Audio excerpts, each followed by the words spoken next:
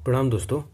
BPSC के mains के GS paper में पेपर फर्स्ट को अगर देखा जाए तो उसमें जो करंट अफेयर का सेक्शन है उसमें आईआर का एक अहम रोल है, जिसमें अगर हम देखते हैं तो पिछले अगर विगत वर्षों को देखें हम प्रश्न को, तो उसमें अगर विगत प्रश्नों को देखेंगे तो उसमें G20 के प्रश्न आ चुके हैं, उसमें ब्रिक्स के प्रश्न आ चुके हैं, EU के प्रश्न आ चुके हैं। तो ऐसी संस्थाओं से हमेशा प्रश्न पूछे जाते रहे हैं। तो अगर आगे हम गेस करेंगे तो क्वाड जो है बहुत ही चर्चा में रहा है हिंद प्रशांत क्षेत्र को लेके। हिंद प्रशांत क्षेत्र में जो टसल हो रहा है उस क्षेत्र को लेके क्वाड से बहुत ही न्यूज़ में रहा है क्वाड। तो इसलिए आगे के जब 71वीं यूपीएससी को अगर देखेंगे तो उसमें क्वाड के से प्रश्न आने की संभावना जो है वो बढ़ जाती है। तो अभी हम देख लेते हैं कि क्वाड क्या है और इससे संबंधित कौन से प्रश्न बनेंगे। क्वाड के को पूरे विस्तृत तरीके से हम इसमें देखेंगे, ठीक है। तो चलते हैं। क्वाड को हम लोग किस नाम से जानते हैं? क्वाड जो है उसको क्वाड्रिलेटरल सिक्योरिटी डायलॉग के नाम से जानते हैं, QSD, ठीक है। अब हम लोग देखते हैं कि क्वाड क्या है। एक चतुर्भुज सुरक्षा वार्ता इसको नाम से जानते हैं, QSD। एक रणनीतिक मंच है जिसमें कौन कौन से देश हैं? अमेरिका है, ऑस्ट्रेलिया है, जापान है एवं भारत है। यहाँ पे आप देख रहे होंगे कि एक क्वाड बना हुआ है, एक चतुर्भुज बना हुआ है, जिसमें कि USA है, ऑस्ट्रेलिया है, इंडिया है और जापान है। तो इसमें 4 देश हैं, चारों देश को मिला के एक चतुर्भुज बनता है और उसी को क्या कहते हैं? क्वाड्रिलेटरल सिक्योरिटी डायलॉग कहते हैं। इसका उद्देश्य क्या है? हम लोग उस उद्देश्य समझ लेते हैं इसके उद्देश्य को, ठीक है। उद्देश्य क्या है इसका? उद्देश्य क्या है? हिंद प्रशांत क्षेत्र में क्षेत्रीय सुरक्षा एवं आर्थिक सहयोग को बढ़ाना है, ठीक है। उसके बाद चीन के जो बढ़ते प्रभुत्व हैं उसको चुनौती देना है, लोकतंत्र, मानवाधिकार और वृद्धि के शासन का समर्थन करना है, और सबसे इंपॉर्टेंट जो है इसमें देखेंगे तो स्वतंत्र, खुले एवं समृद्ध हिंद प्रशांत क्षेत्र को बनाना है। कब ये घोषणा किया गया? 2021 में ये बात जोड़ा गया था। 3 वर्ड जो है ये। अब देखते हैं कि क्वाड का गठन से संबंधित क्या है। क्वाड का गठन कब हुआ था? गठन इसका देख लेते हैं। 2004 की जब सुनामी आई थी तो उसके बाद एक राहत का बचाव प्रयास किया गया सभी देशों को मिलकर, जैसे कि USA, भारत, जापान और ऑस्ट्रेलिया में मिलकर एक सामूहिक प्रयास किया। उन प्रयासों के बाद उन्होंने देखा कि क्षेत्र में, समुद्री क्षेत्र में सुरक्षा की जो चुनौतियां हैं उससे निपटने के लिए एक सामूहिक प्रयास की आवश्यकता होगी। तो शिंजो आबे जो उस समय जापान के प्राइम मिनिस्टर थे, 2007 में क्वाड की औपचारिक की स्थापना की थी इन्होंने। फिर उसके बाद 2008 में चीनी दबाव में आकर ऑस्ट्रेलिया उससे बाहर निकल गया। चीन ने दबाव बनाया ऑस्ट्रेलिया पर। तो उसके बाद फिर 2017 में क्वाड का पुनरुद्धार हुआ, फिर से इसका गठन किया गया। USA ऑस्ट्रेलिया का जो सैन्य संबंध था वो अच्छा बेहतर हुआ। उसके बाद फिर इसका पुनरुद्धार हुआ। 2021 से औपचारिक शिखर सम्मेलन का आयोजन किया जा रहा है। क्वाड की प्रकृति क्या है दोस्तों? क्वाड की प्रकृति हमें समझनी है। क्वाड की प्रकृति क्या है, ठीक है। तो ये कोई औपचारिक संगठन संरचना नहीं है। इसके कोई, जैसे कि और संस्थाएं होती हैं, जैसे कि आपको ब्रिक्स मिल जाएगा, उसके कार्यालय हैं, और आपको बिम्स्टेक मिल जाएगा, उसके भी कार्यालय हैं, लेकिन इसके कोई औपचारिक जो सचिवालय है वो नहीं है। तो ये एक अनौपचारिक रणनीतिक मंच है, ठीक है, और नियमित बैठकों के माध्यम से इस संस्था को चलाया जाता है। क्वाड शिखर सम्मेलन के महत्वपूर्ण परिणाम कौन कौन से? अभी तक जो शिखर सम्मेलन इतने सारे हुए हैं तो हमें देखना पड़ेगा कि क्वाड ने कुछ महत्वपूर्ण परिणाम दिया है कि नहीं दिया है, या बस बैठकें ही होती रहती हैं। तो हमें कुछ परिणामों को देखना पड़ेगा। समुद्री सुरक्षा में इसने क्या किया है? समुद्री सुरक्षा में इसने मैत्री समुद्री पहल चलाया है दोस्तों। मैत्री समुद्री पहल का मतलब क्या है? ये भारत द्वारा उद्घाटन किया गया ये 2025 में। भागीदार देश जो हैं अपने जल क्षेत्र की निगरानी करते हैं और कानून लागू करने के लिए और गैर कानूनी व्यवहार को रोकने के लिए प्रशिक्षण प्रदान करते हैं इसमें, ठीक है, ताकि कानूनी समुद्री क्षेत्र में कोई भी गतिविधि जो है गैर कानूनी न हो सके। समुद्री क्षेत्र जागरूकता के लिए हिंद प्रशांत साझेदारी लगाई जा रही है, IPMD कहते हैं इसको। जो अवैध समुद्री गतिविधि है उसके विरुद्ध क्षमताओं का विकास करना है इसका मकसद। अगला देखें, क्वाड तटरक्षक सहयोग बनाया गया है। इसमें क्या करना है कि सदस्य देशों के बीच में अंतर संचालनीयता को सुधार करना है, एक दूसरे के बीच में जो आवागमन होता है उसका सुधार करना है। और 2025 के लिए क्वाड एट सी ऑब्जर्वर मिशन को लॉन्च किया गया है। इसमें मानवीय सहायता के लिए क्या कर रहा है क्वाड? मानवीय सहायता पर और आपदा राहत पर देखते हैं क्या कर रहा है क्वाड। तो इसके लिए वो इंडो पैसिफिक लॉजिस्टिक नेटवर्क चला रहा है। इसका क्या है कि आपदा प्रतिक्रिया के लिए एयरलिफ्ट क्षमता को विकसित करना है। इसमें अगर कोई आपदा आ जाता है तो हमें अगर किसी जान माल की हानि ना हो उसके लिए हमें एयरलिफ्ट करना पड़े, तो उसके लिए एम्स एयरलिफ्ट के लिए हमें प्रशिक्षण दिया जा रहा है और क्षमता निर्माण किया जा रहा है। ठीक है, उसके बाद आपदा में फिर इन्होंने क्या किया है, तो जो चक्रवात यागी आया था, चक्रवात यागी, उसमें इन्होंने बहुत ही बचाव कार्य चलाया और वियतनाम को $4 मिलियन की सहायता प्रदान की। अब देखते हैं स्वास्थ्य के लिए क्या कर रहा है। स्वास्थ्य पहल के लिए, स्वास्थ्य के लिए क्या चला रहा है, cancer, quad cancer moon shot Paul, ये बहुत ही इंपॉर्टेंट और बहुत ही शानदार पहल है क्वाड का। इसमें क्या किया जा रहा है कि जो HPV टीकाकरण है वो बढ़ावा दिया जा रहा है। जैसे महिलाओं में जो सर्वाइकल कैंसर, गर्भाशय ग्रीवा के जो कैंसर होते हैं उससे निपटने के लिए इसमें टीकाकरण अभियान चलाया जा रहा है। उसमें जो स्क्रीनिंग, जांच और ये सब होता है उसके तक पहुंच का विस्तार किया जाएगा। इसमें शिक्षा अनुसंधान के लिए देखते हैं क्या कर रहा है। शिक्षा अनुसंधान के लिए तो इसमें क्या किया जा रहा है कि क्वाड स्कॉलरशिप लाया गया है STEM के लिए, साइंस, टेक्नोलॉजी, इंजीनियरिंग, मैथमेटिक्स के लिए। इसमें जो इंडो पैसिफिक के जो छात्र हैं, छात्रों का चुनाव किया जाएगा और उन्हें छात्रवृत्ति प्रदान किया जाएगा। उसका कुल मूल्य जो होगा $500,000 रखा गया है। उसमें छात्रों को अलग अलग मूल्यों में इनकी छात्रवृत्ति प्रदान किए जा रहे हैं।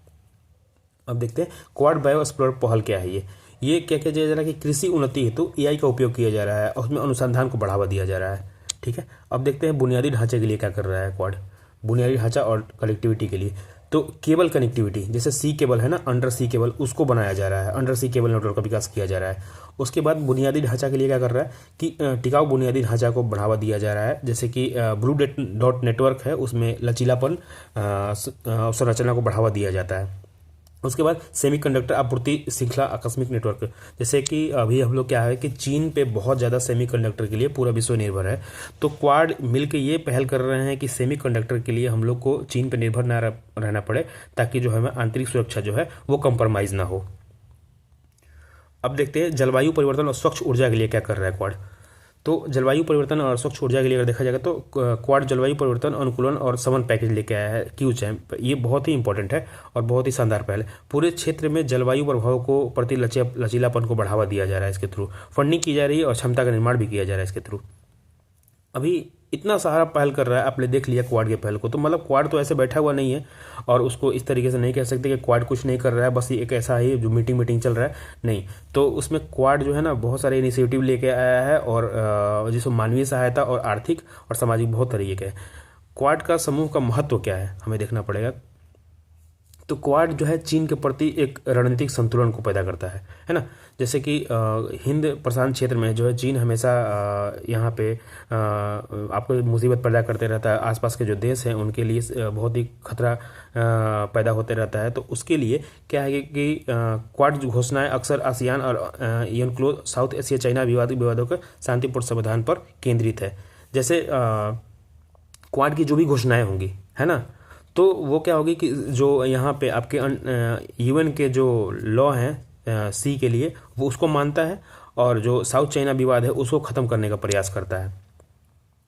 समुद्री सुरक्षा है ना, समुद्री सुरक्षा को देखा जाए इसके लिए क्या कर रहा है, तो समुद्री सुरक्षा के लिए संयुक्त अभ्यास किया जा रहा है, समुद्री सुरक्षा को बढ़ावा दिया जा रहा है। जैसे मालाबार अभ्यास किया गया है, IPMDA का निर्माण किया गया है। आर्थिक सहयोग के लिए देखते हैं है ना, तो उसके लिए जो belt and road initiative China के द्वारा चलाया जा रहा है, तो ये क्वाड का बहुत ही अच्छा पहल है कि उसका जवाब देना जरूरी है ना। वो चेकबुक डिप्लोमेसी जो चलाता है चाइना, उसके लिए फिर क्या करना है, तो क्वाड इंफ्रास्ट्रक्चर और समन्वय समूह की स्थापना किया गया है ताकि अन्य क्षेत्रों जो उससे देश प्रभावित हैं उसको सुधार किया जाए और हिंद प्रशांत क्षेत्र में अब इंफ्रास्ट्रक्चर की निर्माण किया जाए।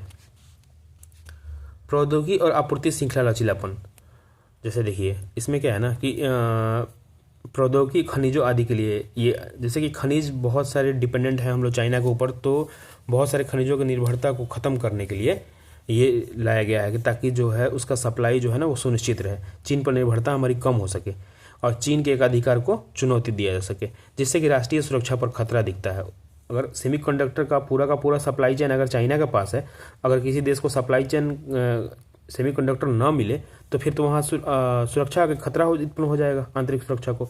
तो इसलिए वहाँ पे ये सेमीकंडक्टर का पहल लाया गया है कि ताकि सेमीकंडक्टर को चाइना पर एक अधिकार को ख़त्म किया जा सके।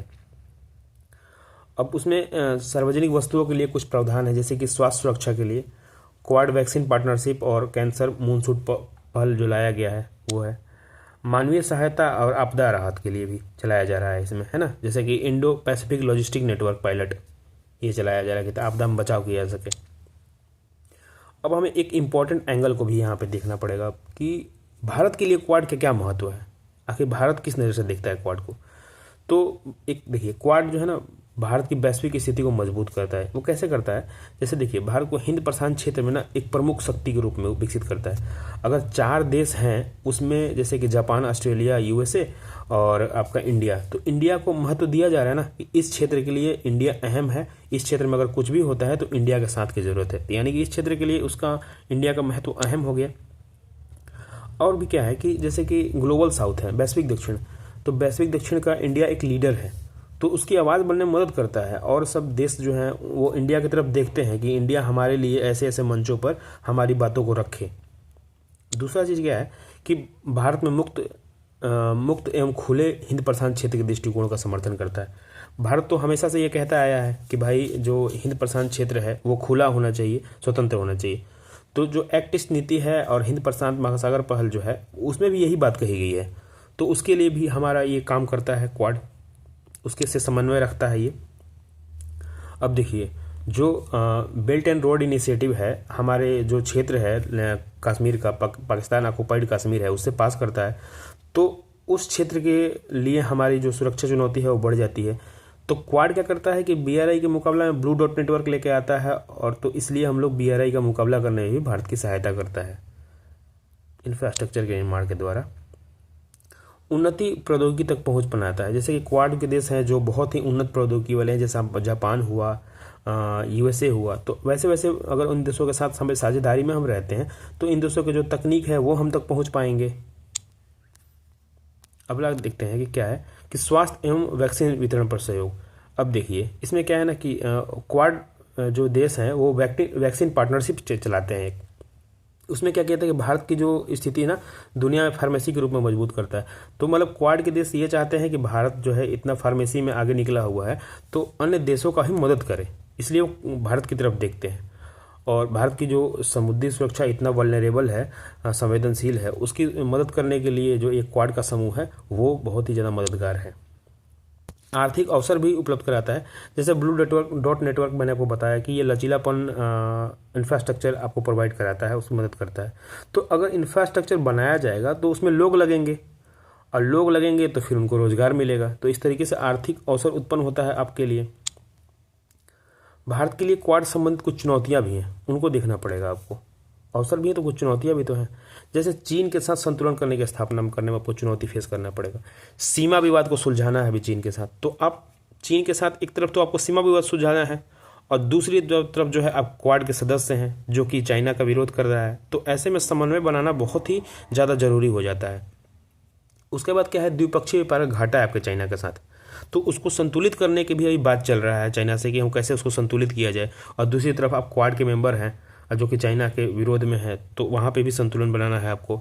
अमेरिका के जो टैरिफ जो अमेरिका टैरिफ नीति से हम पे दबाव बना रहा है, तो उसको संतुलित करने के लिए भी हम थोड़ा चाइना की तरफ अभी आपको झुकाव दिख रहा होगा, तो उसको भी संतुलित करना है। तो हम चाइना से बहुत ज़्यादा खुल के विरोध में भी नहीं आ सकते। अभी देखिए ब्रिक्स में भी यहाँ पे चाइना है और दूसरी तरफ क्वाड में चाइना नहीं है, तो इसमें आपको एक संतुलन बनाने की भी आवश्यकता है कि ताकि दोनों संस्थाओं में भारत जो है अपना बात अच्छी तरीके से रख सके। दूसरा बात क्या है कि क्वाड के भीतर भी बहुत भिन्न प्राथमिकताएं हैं अलग अलग देशों के, जैसे कि अमेरिका प्लस ऑस्ट्रेलिया अधिक सुरक्षा के जो है ना, अमेरिका और ऑस्ट्रेलिया जो है क्या कहते हैं कि अधिक सुरक्षा केंद्रित एजेंडा पर बल देते हैं, लेकिन भारत क्या है वो कम सैन्यवादी दृष्टिकोण को, मतलब वो चाहता है कि क्वाड इस तरीके से सैनिक रूप ना ले ले कि वो एशियाई नाटो की तरह दिखने लगे, है ना। तो भारत बहुत ही सॉफ्ट पहल चाहता है, लेकिन अमेरिका और ऑस्ट्रेलिया चाहते हैं कि अधिक सुरक्षा केंद्रित एजेंडा रहे इसका क्वाड का हमेशा। और भारत चाहता है कि जो इसके मानवीय पहल है क्वाड के वो ज़्यादा आगे उसको बल मिले। और रूस यूक्रेन का मामला जो है अलग अलग राय व्यक्त करते हैं, जैसे भारत इसमें तटस्थ रहा था, लेकिन अन्य क्वाड के जो देश हैं वो इसमें प्रतिबंध लगाए हुए थे रसिया पे। तो देख रहे हैं आपको डिफरेंस दिखेगा कि सभी देशों में अपने में भी भिन्नताएँ हैं। संसाधन क्षमताओं की बाधा है, जैसे जो क्वाड वैक्सीन साझेदारी का जो बात किया गया था उसमें भारत वैक्सीन का लाभ लेने के लिए बात किया गया, लेकिन भारत के पास जो अपने घरेलू वैक्सीन का मांग थे वही पूरा करने में सक्षम दिक्कत का सामना करना पड़ रहा था। तो दोनों में समन्वय बैठाना बहुत ही मुश्किल हो रहा था। अब देखिए, संभावना का आर्थिक लागत ही ज़्यादा है। जैसे कि अभी क्वाड का उद्देश्य क्या है कि चीन पर सेमीकंडक्टर की निर्भरता को कम करना है ना। लेकिन अभी देखिएगा भारत को, जो कि इलेक्ट्रॉनिक उद्योग है, चीन के घटकों पर निर्भर है। बहुत सारा सेमीकंडक्टर का जो सामान है, सेमीकंडक्टर है, वो हम लोग चाइना से लेके आ रहे हैं। तो ऐसे में बैलेंस बनाने की बहुत आवश्यकता है कि एक तरफ ऐसा ना हो कि हम चीन के पूरी तरह से विरोध में उतर जाएं और हमारा जो सेमीकंडक्टर का जो सप्लाई है वो खराब हो जाए।